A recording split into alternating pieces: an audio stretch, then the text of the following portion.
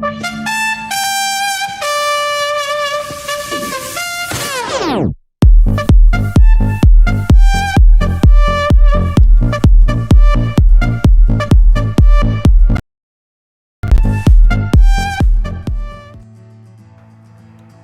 semua, perkenalkan nama saya Sultan Puga.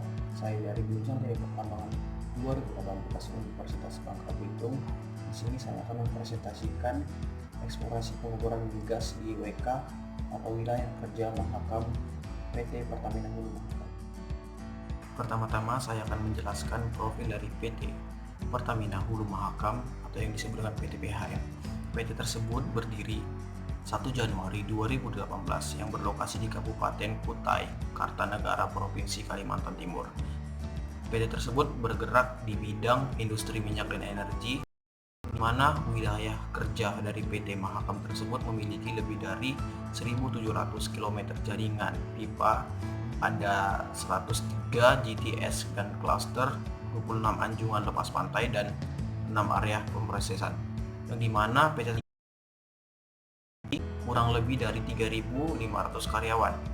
Nah, selanjutnya PT Pertamina Hulu Mahakam selaku operator dari wilayah kerja atau WK Mahakam yang melihat amanat pengelolaan WK Mahakam sebagai tugas negara yang akan dijalankan dengan sebaik-baiknya sesuai dengan tugas pokok dan fungsi Pertamina sebagai badan usaha milik negara. Pengelola dilaksanakan dengan tetap menjaga produksi wilayah kerja Mahakam yang mengontrol operasi dan tetap menghadapkan QHSE atau yang disebut dengan Quality, Healthy, Safety, Security, dan Environment dari operasional. Selanjutnya, sudah 2 tahun sejak PT Pertamina Hulu Mahakam menjadi operator di wilayah kerja Mahakam. Berbagai upaya optimasi operasi terus ditempuh demi mempertahankan produksi dari lapangan minyak dan gas bumi yang telah dimentur di wilayah kerja tersebut. Nah, hal yang harus dijawab dari inovasi tersebut atau inovasi teknologi itu adalah bagaimana menghadirkan teknologi yang tepat untuk memproduksi minyak dan gas dari berbagai reservoir yang kecil yang sangat-sangat banyak jumlahnya.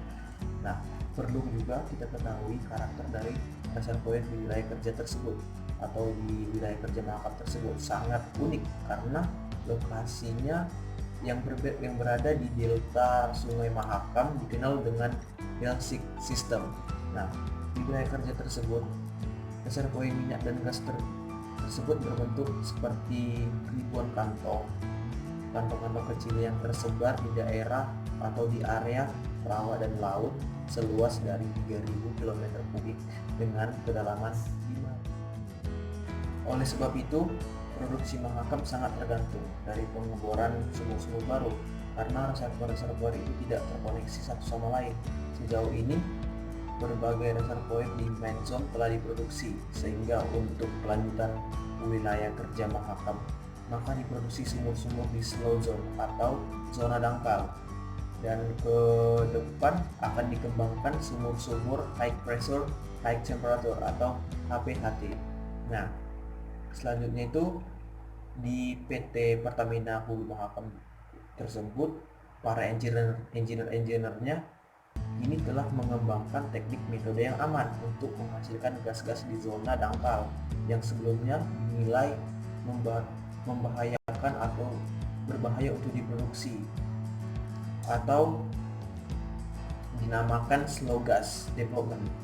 Nah, sejauh ini upaya tersebut mencapai tingkat keberhasilan yang baik karena telah dibor lebih dari 2.000 sumur di zona ini tanpa adanya insiden apapun dan gasnya dapat diproduksi. Nah, kedepannya slow gas development yang telah sukses ini di kawasan rawa-rawa atau swamp area akan dikembangkan juga ke dalam atau ke lapangan-lapangan yang ada di lepas pantai atau offshore. Nah, kemudian PT Pertamina Hulu Mahakam ini juga perencanaan metode eksplorasi pengeboran high pressure high temperature atau HPHT yang dilakukan di lapangan Hulu pada tahun ini, tahun 2000. Untuk itu dibuatlah arsitektur dari eksplorasi pengeboran tersebut yang sangat khusus dan seksama karena kegiatan pengeboran nantinya akan menghadapi tantangan-tantangan dari reservoir yang sangat tinggi atau bisa disebut dengan 13.000 atau lebih dari 13.000 PSIR, dan suhu gas yang sangat-sangat panas, bisa disebut dengan lebih dari 160 derajat Celcius. Nah, tantangan selanjutnya adalah bagaimana mengintegrasikan produksi dari sumur-sumur HPHT dengan fasilitas produksi yang sudah ada, karena tidak dirancang untuk produksi gas yang menggunakan teknologi HPHT.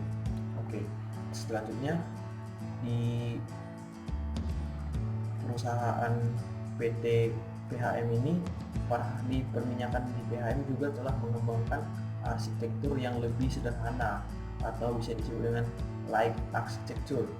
Nah, sehingga mampu mempercepat eksplorasi pengembangan sumber-sumber. Optimasi ini telah dikembangkan pula dengan desain platform yang lebih tepat guna atau disebut dengan ultra minimalis platform, dengan memakai struktur G-pod ataupun brass monopod yang disesuaikan dengan kebutuhan dari PT Pertamina Hulu Mahakam ini.